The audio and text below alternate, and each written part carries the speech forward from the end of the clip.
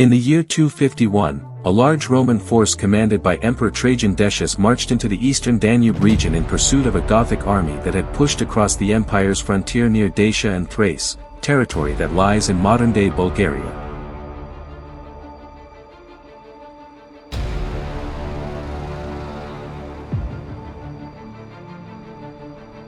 A year earlier, the Goths under their king, Niva, had swept into the region, raiding Roman towns and settlements.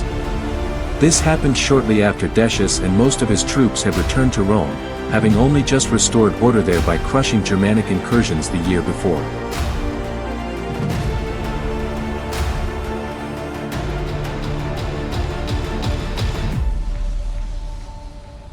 At 60 years of age, Decius had been proclaimed Roman emperor at the end of 249.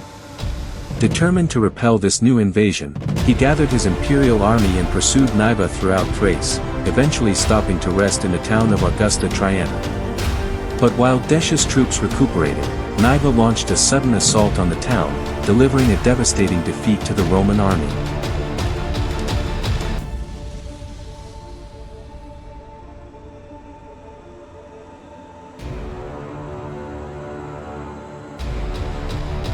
Decius and the remnants of his force withdrew north to the town of Wescus, where he waited for reinforcements to rebuild his weakened legions.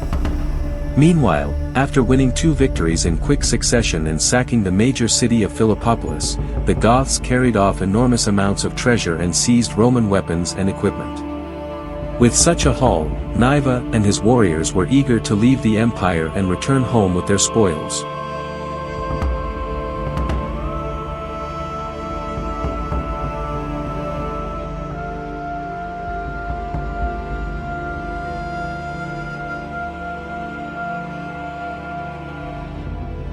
But as the Goths marched northward, Decius, now with a fully restored army, resumed the pursuit. Niva knew that burdened with loot, his troops could not outrun the Romans.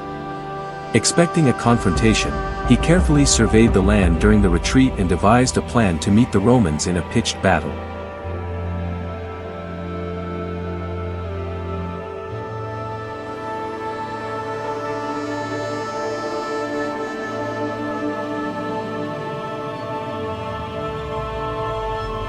He ordered his warriors to halt and prepare for combat. Niva deployed his forces in 3 separate battle lines, each positioned a fair distance behind the other. His strategy was to lure the Romans forward, causing them to commit their full weight before revealing the true depth of the Gothic force. Believing the enemy before him to be only a small contingent, Decius ordered his legions to advance.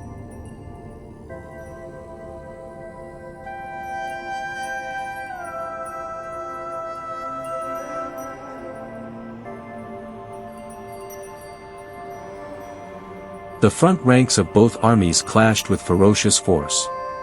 The Roman line held firm, eventually breaking the Gothic first line and driving it backward and out of sight.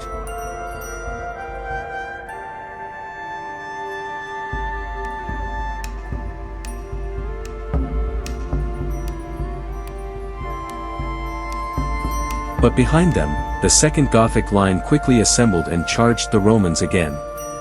This too was part of Niva's design.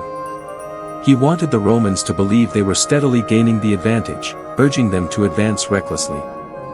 Decius' troops pressed forward until they made contact with the Gothic second line, including their cavalry.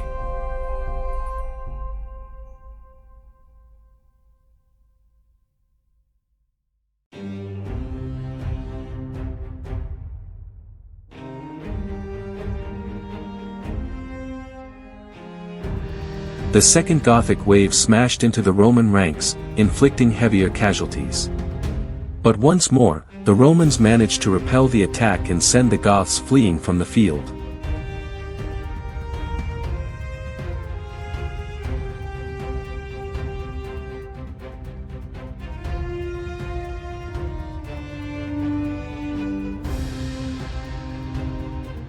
After winning 2 engagements in succession, the Romans felt confident that final victory was within reach. They surged forward, eager to finish off Niva's army, exactly the response Niva had been waiting for.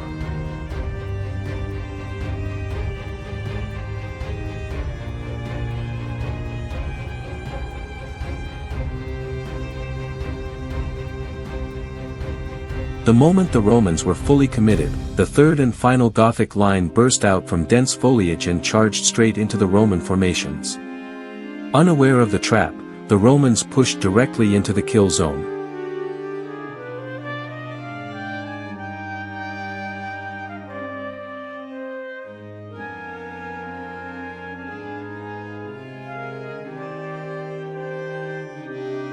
The first two Gothic lines, which had retreated earlier in the battle, had not fled in panic, they had withdrawn deliberately and concealed themselves within the terrain.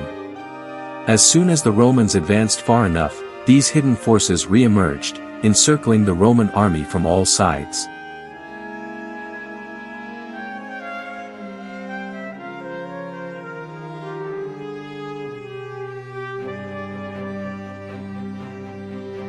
Exhausted, scattered, and surrounded, the Roman legions had no path of escape.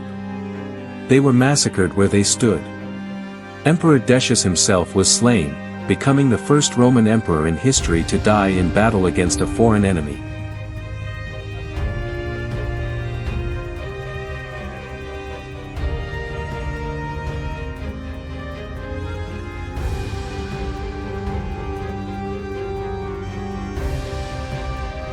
Although exact casualty numbers are unknown, ancient sources agree that the Roman army suffered catastrophic losses, with only a few survivors escaping the slaughter.